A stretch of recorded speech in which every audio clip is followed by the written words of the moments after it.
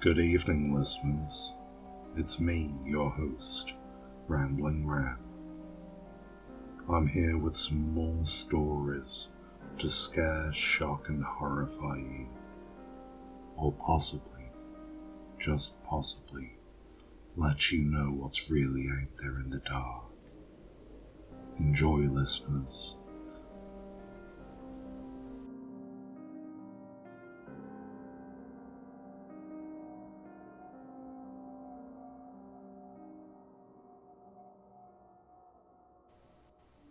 The Hypnosis Machine by AVBAS Intern.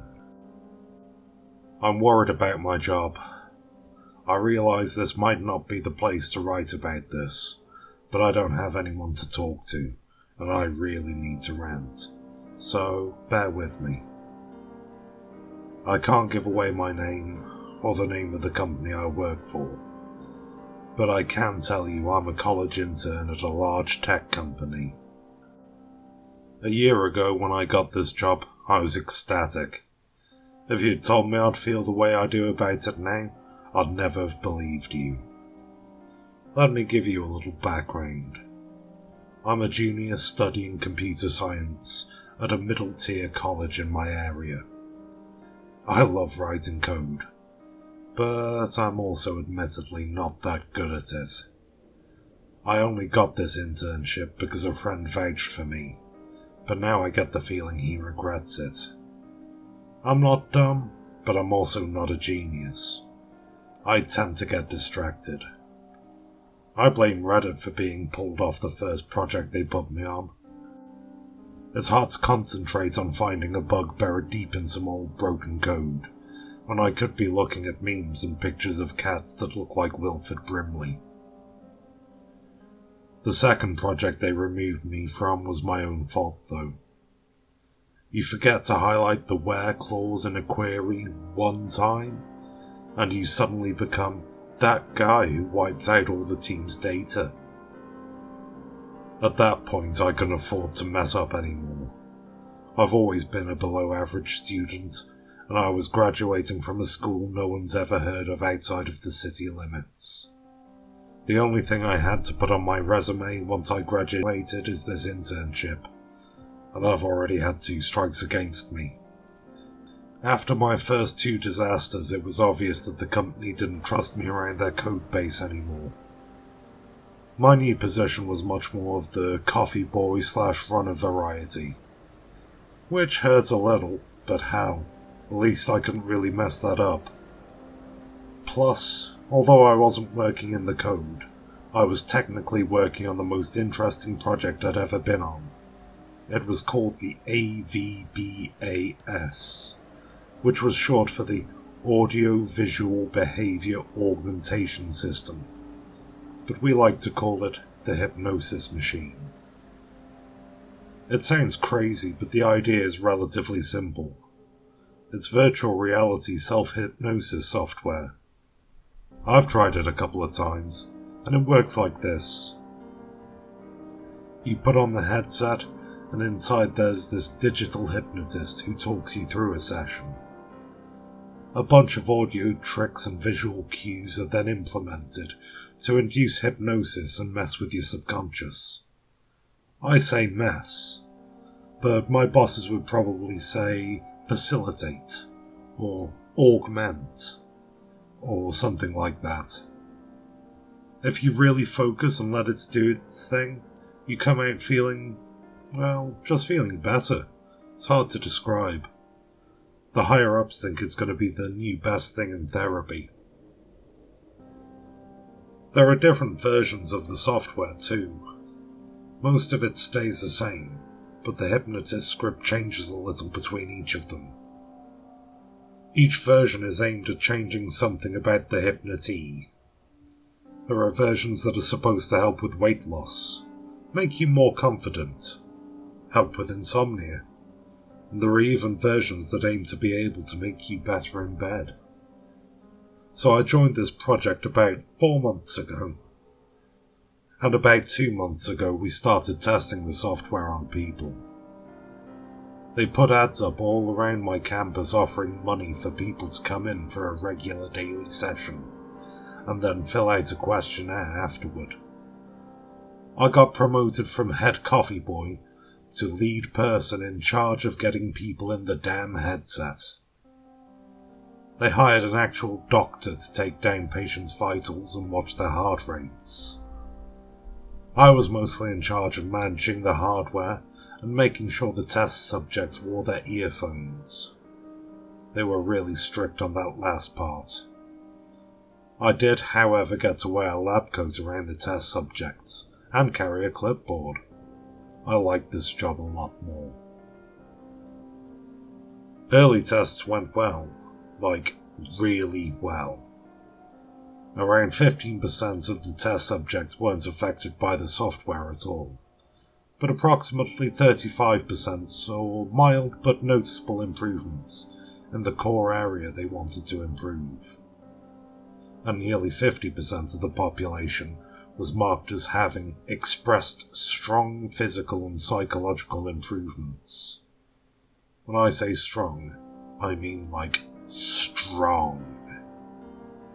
I wasn't allowed to see actual patient information, so a lot of what I know by overhearing co-worker conversations. But some things don't need to be explicitly heard to be understood. There's a girl in my calc class named Sarah. She sits in the back right. She's quiet and shy, but nice. She's also, to put it delicately, quite a big girl. And she's one of the test subjects at work. In just the 2 months since she started regular sessions with the software, she's clearly lost a ton of weight. She says she just isn't hungry anymore. I wouldn't have come here to rant if they were all success stories, though. There's this group of test subjects, 3 kids from my school. The first is a jock named Tim from the school wrestling team. I don't know him well, but the interactions I had with him briefly at parties told me I'm probably better off that way. The second is Ashley, a brown-haired girl who's cool but just attractive enough to make my tongue tie itself in knots whenever I've tried to talk to her. And the third is my friend Marcus. I feel worst about him. Marcus only started trying this software because I recommended it. I figured it was a quick buck for him. Marcus said he wanted it for self-confidence and productivity, but I liked to tease him that he was secretly doing the one that fixes limp dicks. Marcus had been a buddy of mine since we met in freshman year of college. He's a kind of skater turned stoner who lives in his hoodie and Vans shoes. The first hint I ever had that something wasn't right was just after he started the AVBAS sessions. We were sitting on his couch, watching TV and smoking weed. Marcus kept making this weird sporadic twitch with his head.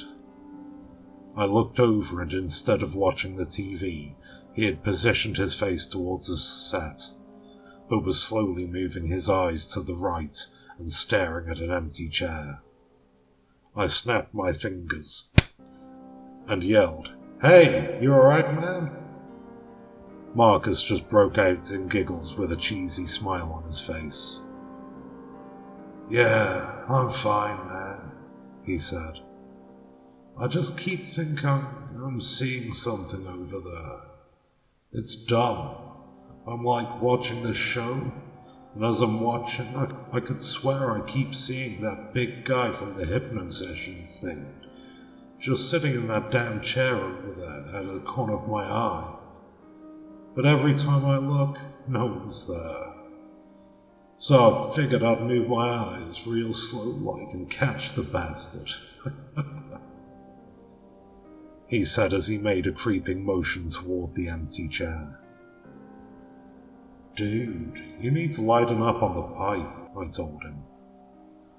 "This shit's gonna start affecting what little brain you still have left."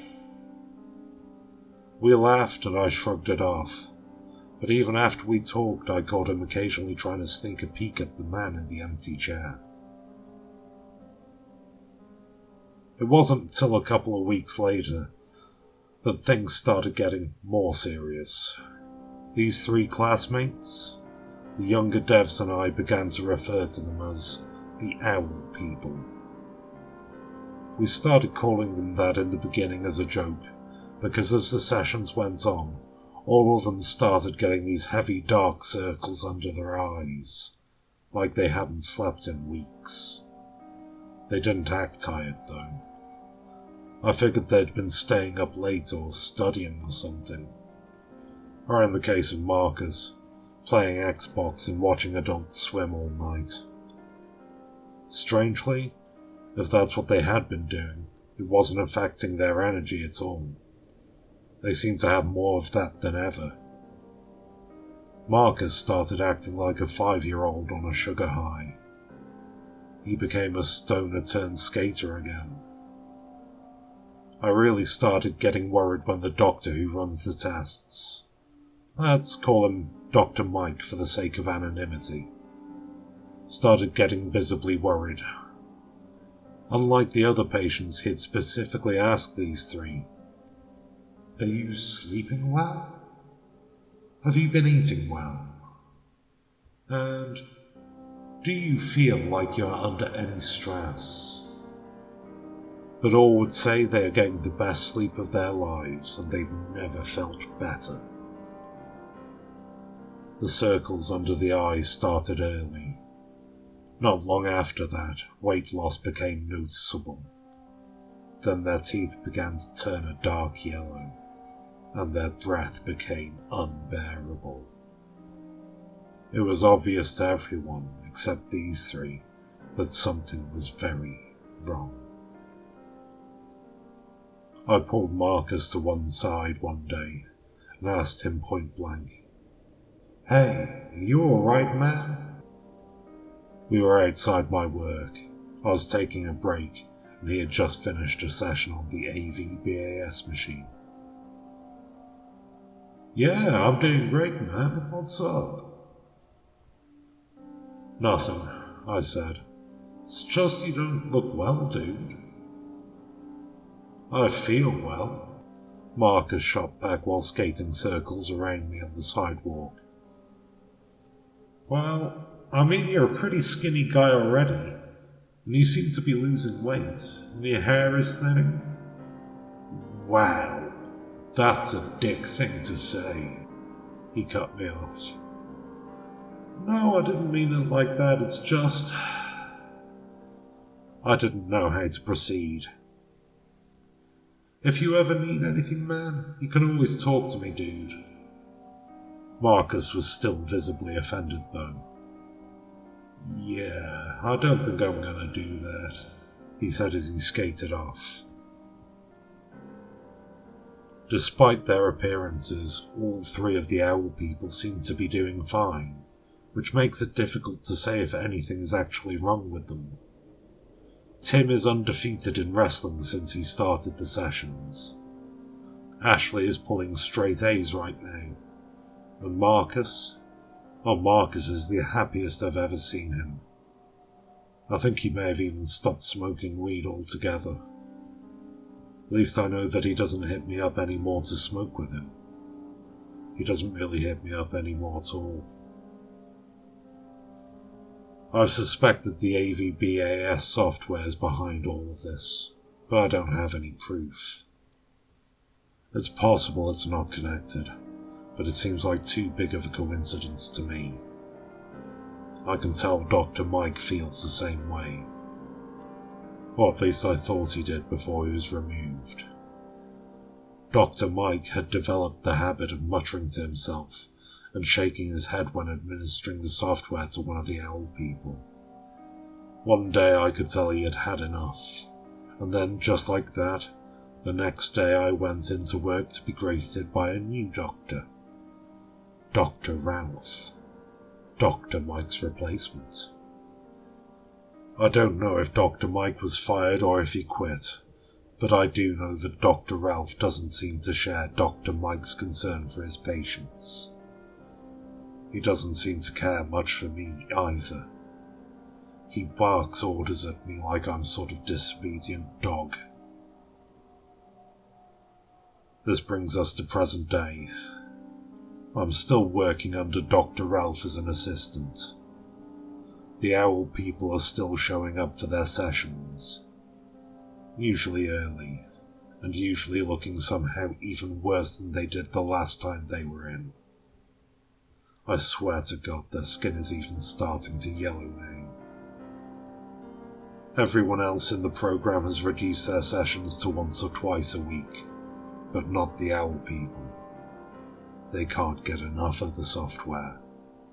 Threatening to cut them off seems to be the only thing that gets an emotional response out of them these days. And Dr. Ralph seems all too eager to continue their treatments, in exchange for the test data they generate. The other day, though, I saw something I don't think I was supposed to notice. It could be nothing, but I noticed that when I load a test subject into the hypnosis headset, there's a brief second after I type in the patient's ID number, in which the name of the executable file flashes for just a second at the bottom of the screen. For most patients, the executable is named after whatever they are trying to cure. AVBS weight loss exe, or AVBS confidence.exe, etc. I started paying close attention to each testee, and I came to a realization. The owl people are all getting the same version of the software. It's titled _AVBAS.exe,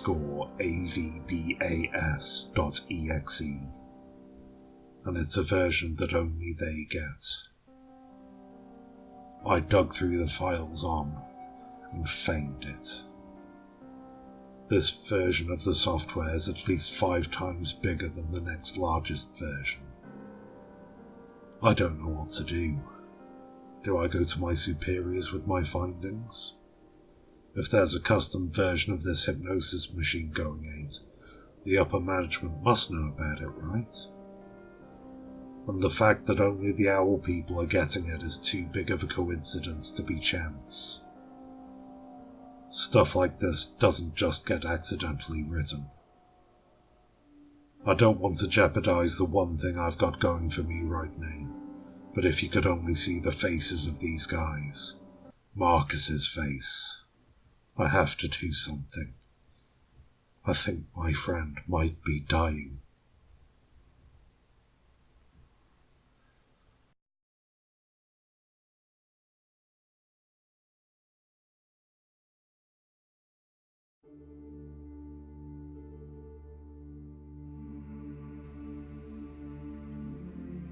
None of us have a choice. By Lethal Noodle. One day I will look back at my youth and call it wasted. I started taking drugs with old friends of mine from a young age. One of them has over the years taken it too far. When you had a drink, she would always have 2. We all know she has been depressed since she was 13. She used to ply me with drugs, and right when I was good and fucked up, start playing sad music. She tries to pull you into her drug-fueled vortex of misery when you're most vulnerable, but I love her a lot. She's like a sister to me. One night she asked if I wanted to come round. I don't remember what we did to begin with. When you're a drughead, it's all foreplay until the first drink.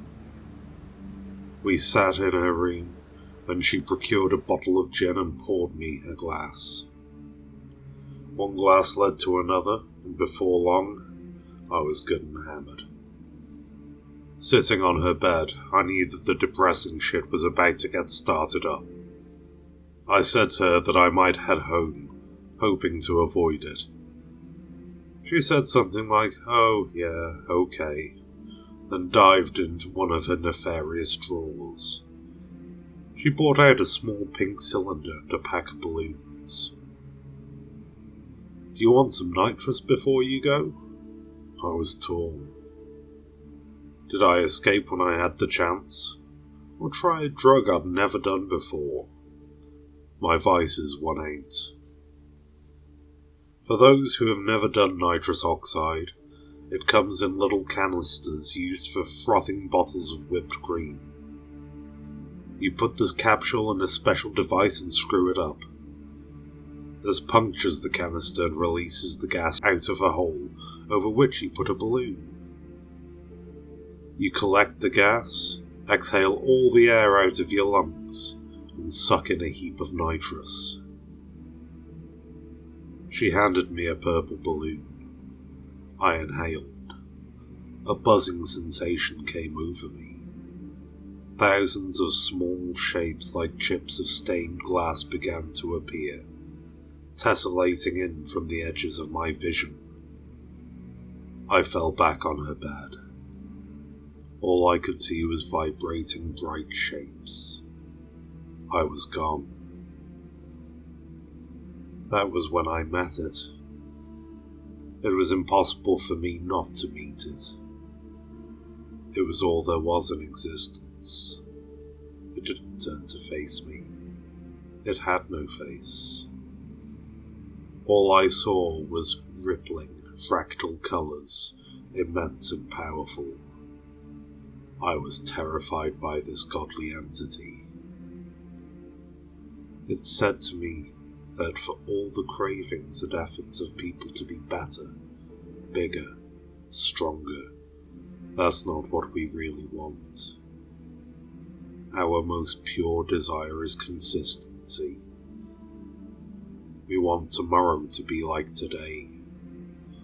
We will choose miserable, painful lives that play out every morning over a beautiful existence that is there for only a moment, with no guarantee of what comes after. It said this to me, and deep down I knew it was true. I exhaled and slowly came back to my body. I was on my friend's bed. Her belongings were a messy ocean around me. I sat up and looked at her. Her eyes were hazy with drink. She looked defeated but stubborn. Every day she chooses misery like the day before. I made my excuses and laughed. Looking back, I should have been affected by this discovery. I have not been. It took me in and showed me what I knew already, what we all know. Life is no different having met it. I am as powerless as everyone else. I choose a consistent life, even though it does not make me happy. Just like we all do. Well, listeners, I sincerely hope you enjoyed the tales that I brought you this evening. It would be a great pleasure to me if you would like, comment, and subscribe, if you're not already a subscriber. And please wait for me to bring you more tales to alter your perception of how the world may really be. This is Ramblingramm, signing off. Good night, listeners, and sweet dreams.